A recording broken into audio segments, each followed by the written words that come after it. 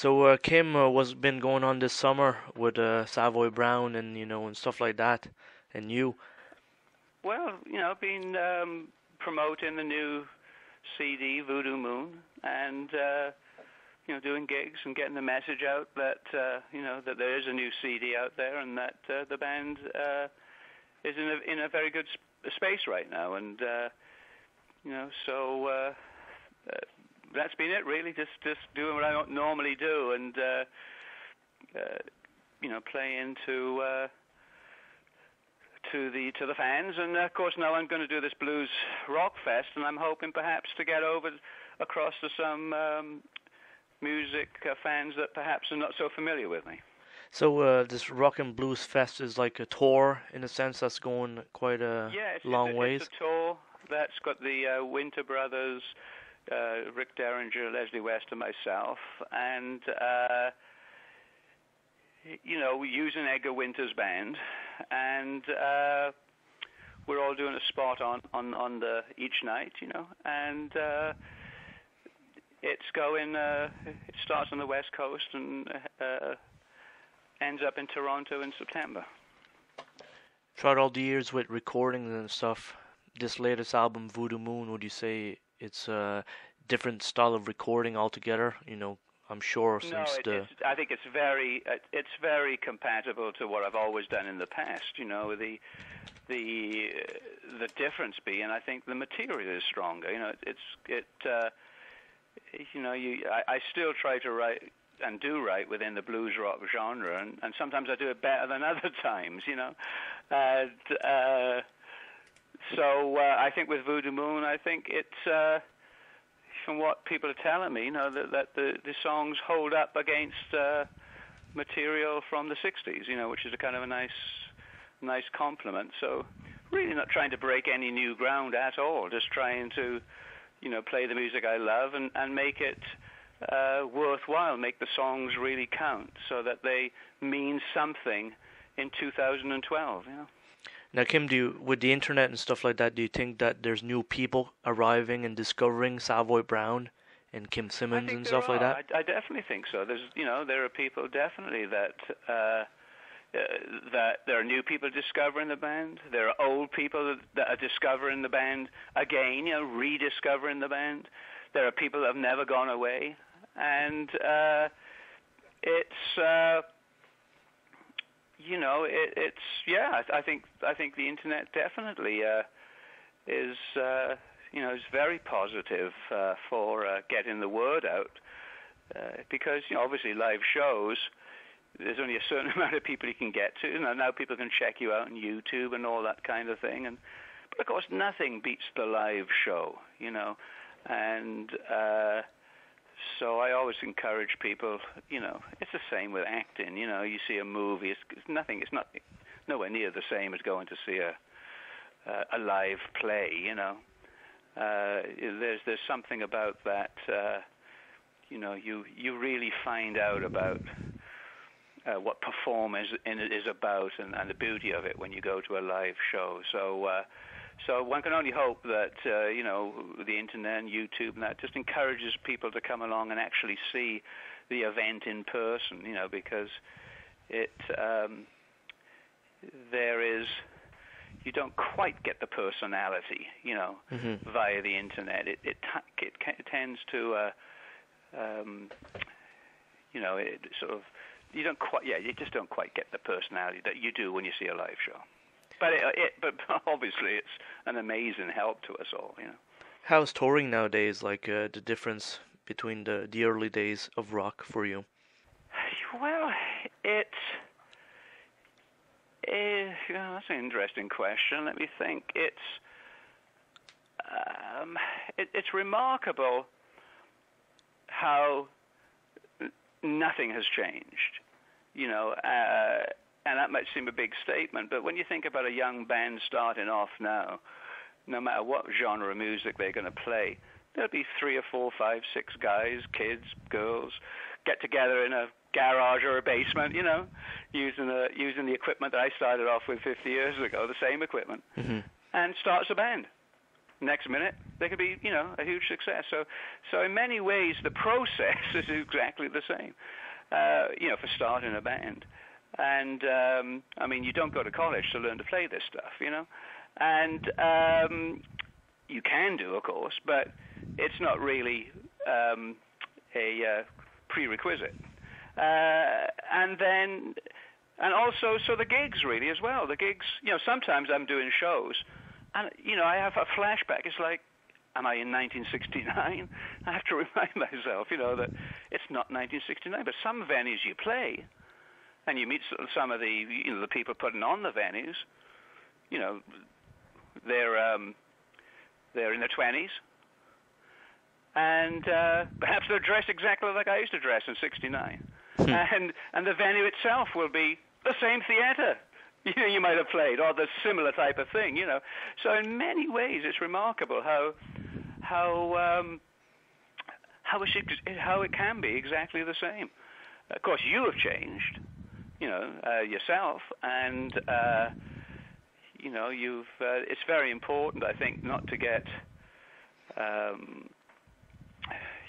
cynical and so forth about everything. And if you can keep a fresh, youthful feeling and positive feeling to things, that could be very good. Would you say like the styles and fashions, in a sense, are always returning back? 40 years later, we're seeing the exact same thing again. Yeah, that always surprises me. We do.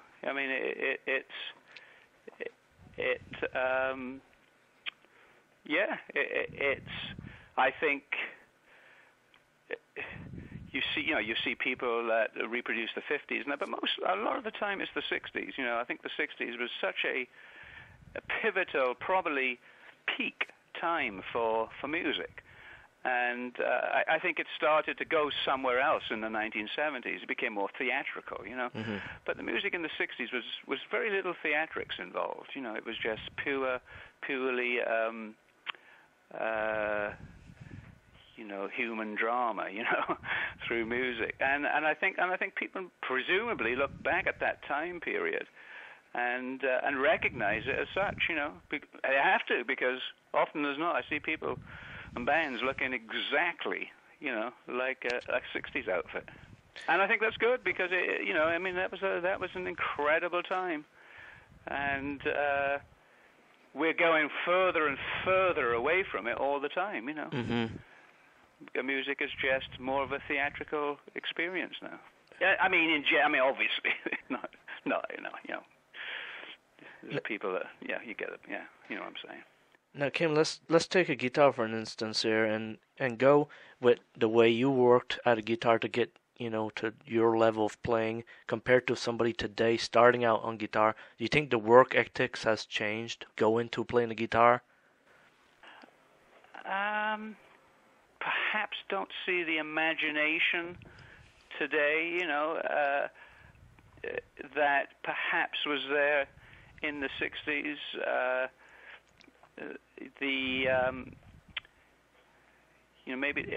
Perhaps I see less imagination in the players. I think it must be intimidating for younger people to listen to some of the guitar players from that generation, my generation, and sort of say, wow, how the hell do you do that? And perhaps then but you can never be intimidated. You should never be intimidated. There's always room to be yourself. Use Mm-hmm. your imagination, be your own kind of player. It's a good point about the work ethic. People complain about the new generation, about not having the work ethic. I'm not sure that's true, because I've got kids, and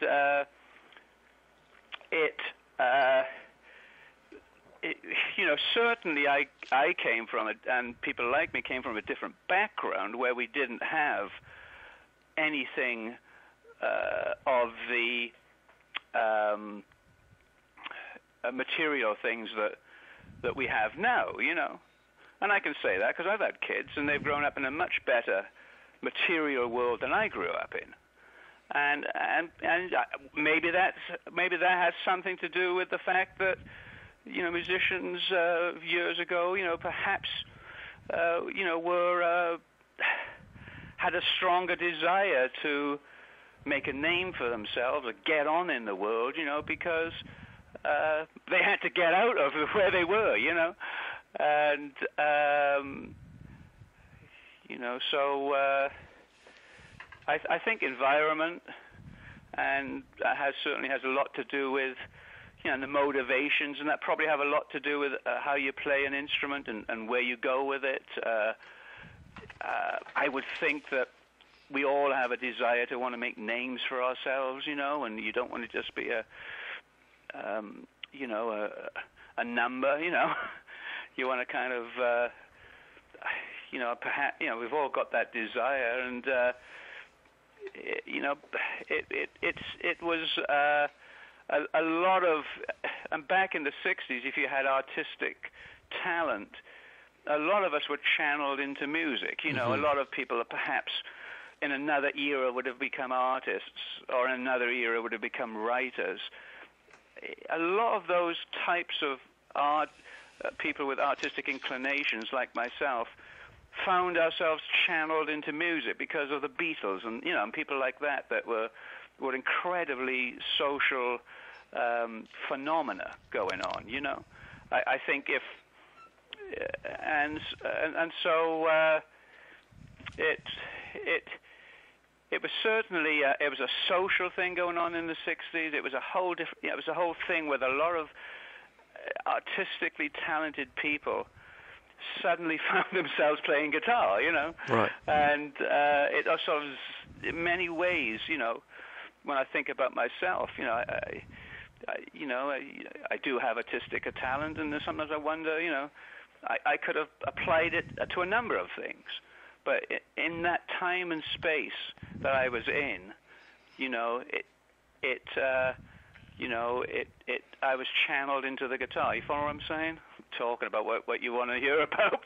No, it makes total sense what you're saying, and that's just what I wanted to know. Great. And Kim, when you look at it too, nowadays people, when they want to learn something, they go on YouTube, they find it quick. Back in your days, you had vinyl and stuff like that to listen to the song again and again. Well, good point. Yeah, I mean, it took me forever to learn some of the blues chords. And in fact, even as much as 10 years ago, I would show a guitar player, my age, some of these blues chords they didn't know. And it took me the longest time to discover this. And I remember, finding some of these blues chords, which were, pretty standard chords, but they were played, in a blues fashion, Mm-hmm. You had to find the right fingering, to make it work. And you're right. It was a real there was nobody to teach me how to play guitar, there was nobody even could tune my guitar where I was, So that's very true. So there's another aspect of the discovery. Yeah, and perhaps the ease of finding something isn't so conductive. I don't know well, you certainly don't see the similar talent nowadays as you did back then, and perhaps you just don't see the imagination. You don't hear the music. I'm constantly amazed at how good the music of the past is, and how it holds up so well.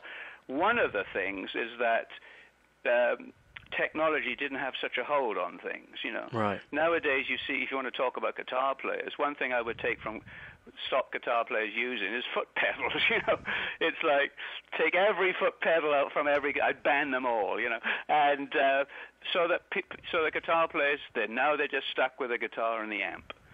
Now that's what you should be doing. You should be playing. You should be expressing your emotions that way. And the thing is with technology nowadays, I'm not anti-technology, believe me, but it can be a big distraction, and it can get in between you and your personality. As when we see some movies, from 15 years ago, and it's like, they're just locked in that time period because they've used too much of the technology from that time period. Mm-hmm. It might be an interesting period piece, but that's all you'll view it as. Whereas some movies, and certainly a lot of music, you listen to some blues music from the 1950s, every time I hear some of these classics, it comes across incredibly powerful to me. There was no technology involved. There was hardly echo. It was nothing. It was just, and it's amazing that how powerful music can remain if it's not too whatever, is there a word, technologized or whatever?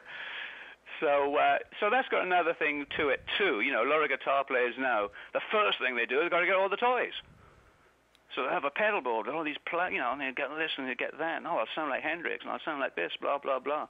And it's all, and before you know it, it's masking your personality. And it's not making them as pure as they could or should be. Well, that's right. That's exactly right. And I have to fight it all the time. I think every good musician has to fight it all the time. You want to express yourself through your instrument, and you've got to be very careful that this is my attitude, mind you. But there again, I've seen very, very good musicians that will use various sounds on stage, and I think why. There is a beauty about hearing somebody just simply be themselves, and of course that's very hard to do. And I think sometimes we try to sort of say, "Oh, I'll hide behind this sound, or this will make me sound better." And in reality, people want to see the person. They want to see.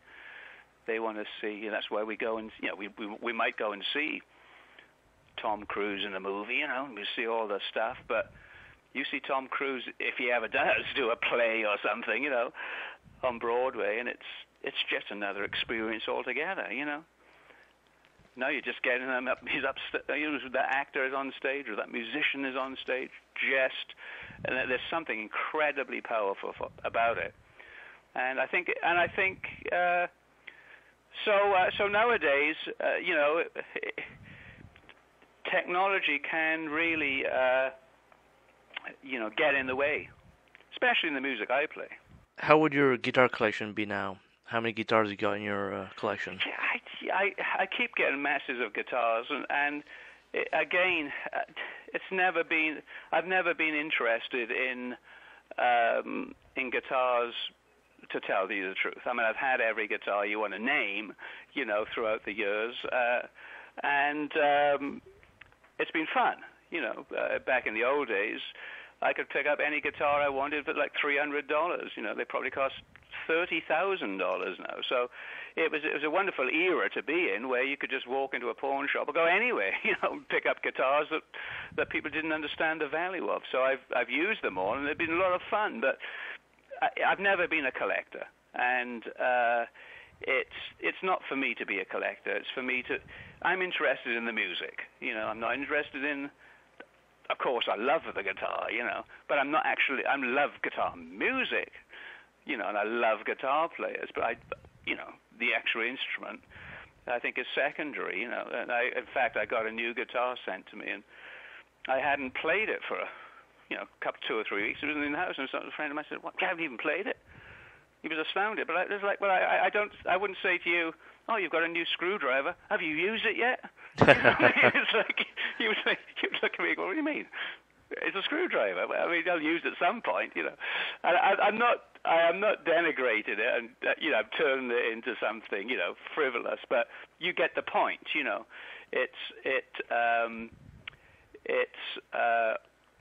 I've already got more guitars than I want, and the only reason I keep my guitars now is to pass them on to people. I realize, okay, well, I'll hold on to them, and they'll be an heirloom for somebody. But for myself, I'm really not interested in the instrument. I'm very much interested in the music. This Voodoo Moon, when you go play live, Do you bring copies in that to sell, and do you sign copies and all that good stuff? Oh, sure. I think that's that's one of the reasons that we perform in live. We're promoting the CD. Often as not, people of course buy it over the internet, and we've done very well at Amazon and places like that. But it's still people want to hear the music.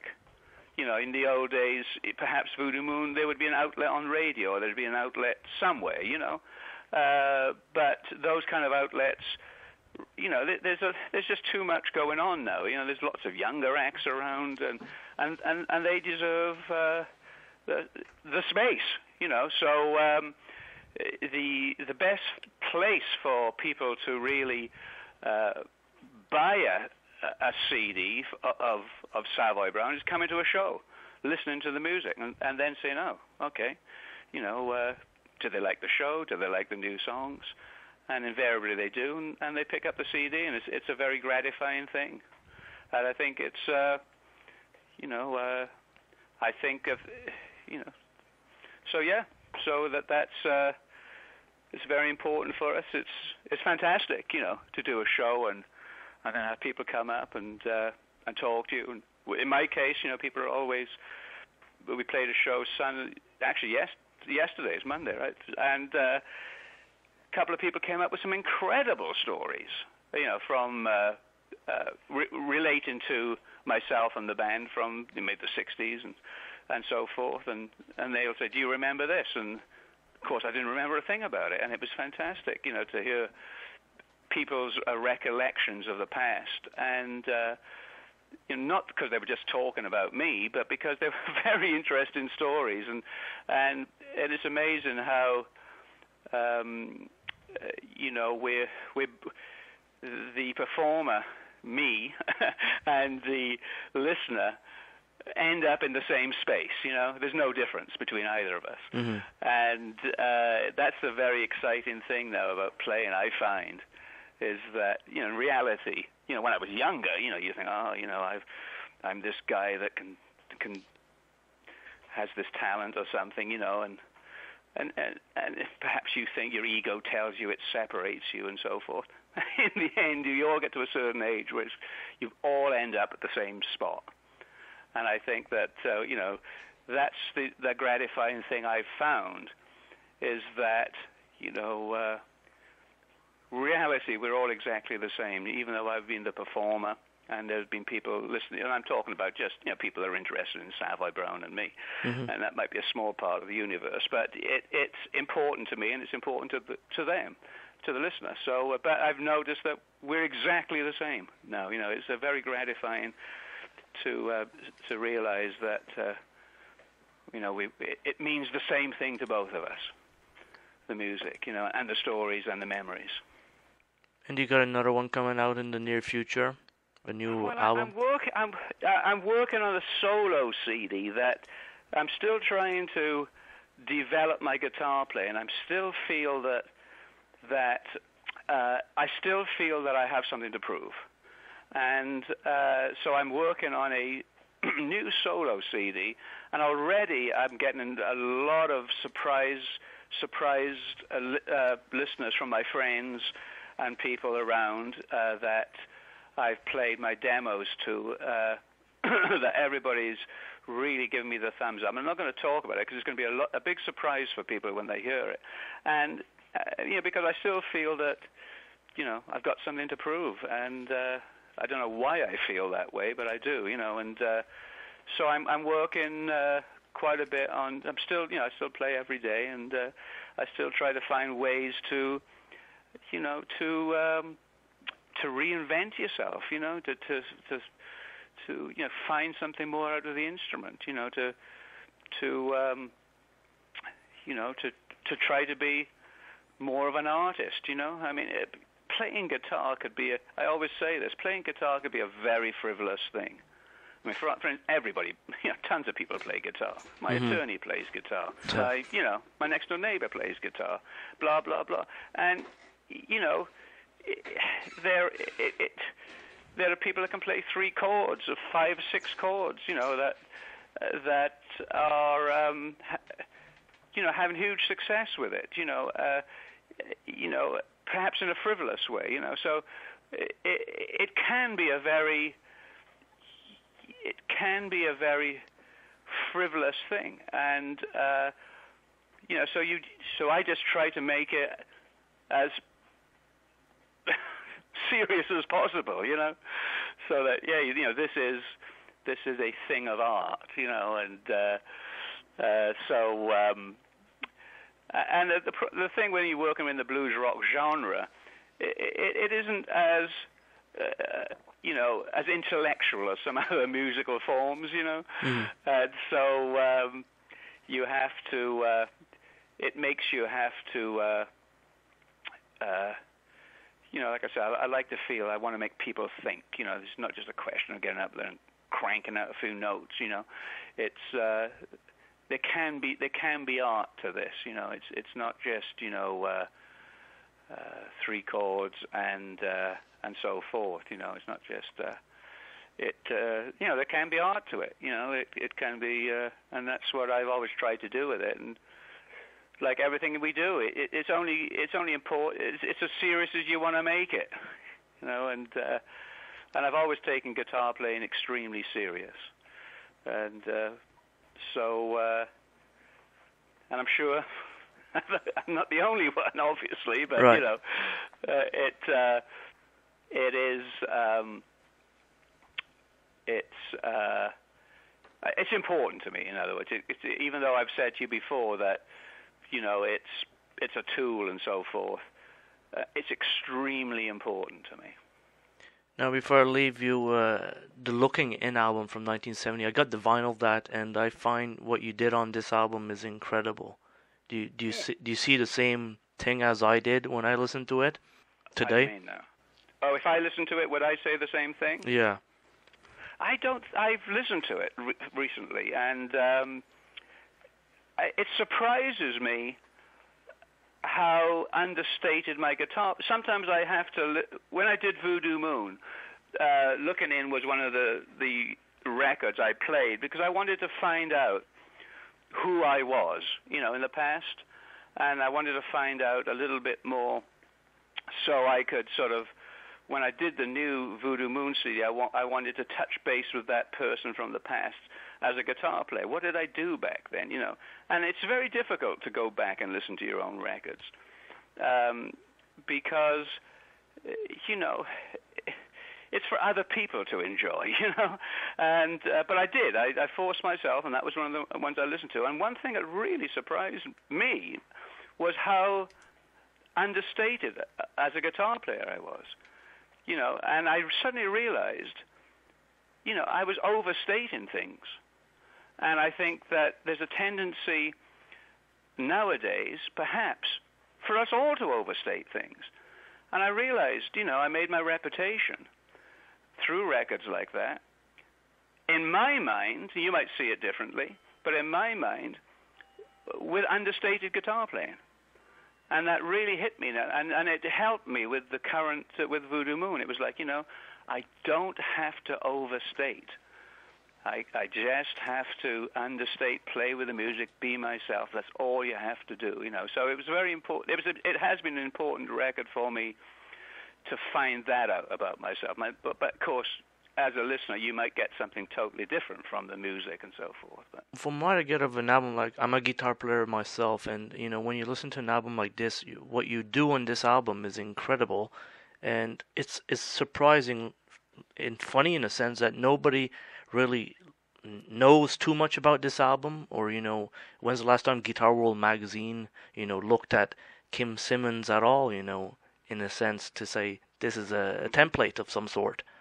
Well, I mean, obviously that makes me feel good, and I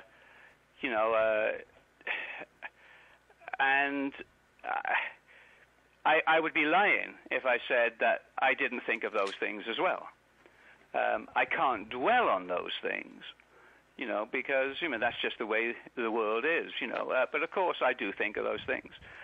It makes me feel good when someone like yourself recognizes it. And do I wish that more people recognize it? Yes, but at the same time, I'm moving on. It is an album that people do need to hear and check out what you're doing on it, because Wow. to me it's some sort of template. I remember the first time I've heard it, and I was like, this is very interesting. Now I gotta listen to it again on vinyl. Stayed in my head for a long time, that album. Wow. Congratulations, in a sense. It's a masterpiece of some sort. It's something that people have to take a listen to make their guitar playing a little bit more opened. I should say. I don't know, something like that. Wow. Well, I so appreciate you saying that. I mean, I tell you, you made my day. Well, you're very welcome. It's like the same question, like, how do you feel in the morning knowing you made an album, like, Looking In? It's... Well, it was, now you bring the album up, it was fun making it.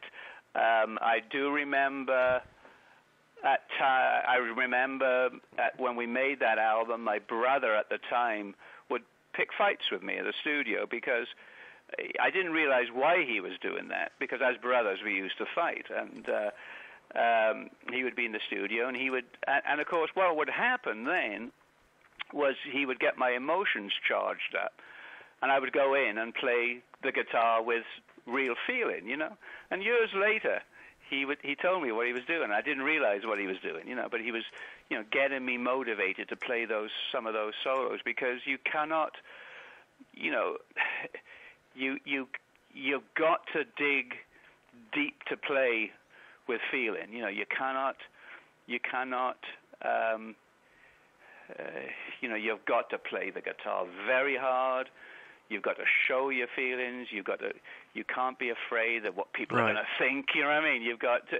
It's a very difficult thing to do, to play with and to express yourself. Because when I was younger, I used to think, oh man, I can't let people see what's inside of me, And even today, at my age, if I'm not careful, I could play. I don't play with some of the raw intensity I did back in those Looking In days, because there's something that says to me, hold back. There's something that sort of, and for starters, it's extremely physically demanding, to as you know, if you're a guitar player, whatever it is, when you're doing anything, it's extremely demanding to just play with all your feeling, let it out, let people see what's inside of you. It's a very demanding thing, and sometimes I think to myself, I'm not in the mood to let people see what's inside of me, Yeah. And but of course, if you think like that too much, then you get closed up, and there is, and those are some of the things that were going on with the Looking In album. Was how can I get, away from that reserved feeling? How do I get my feelings out? And like I say, I had people around me that were helping me. I didn't know it, to express myself, and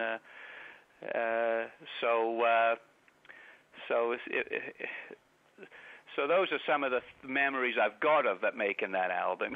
Was people motivating me to really play with fire, and I'm so glad it's. How old are you, if you don't mind my asking? Are you a younger guy, or? I'm 35. Okay, yeah. So for it to be touching yourself, it's fantastic. I will tell you, I think a lot of the Savoy Brown albums, are underestimated, and I think that's the role I've had to play in life, really, where I think I've been an influence on people through the band and through the music, and perhaps I've been a bigger influence than I have been a bigger name, and so, and I tell you, it's such a good feeling to to be respected, and to have to get the compliments you've just given me. It's a fantastic feeling, and that makes up for a lot of other aspects perhaps of life that don't come your way. But certainly it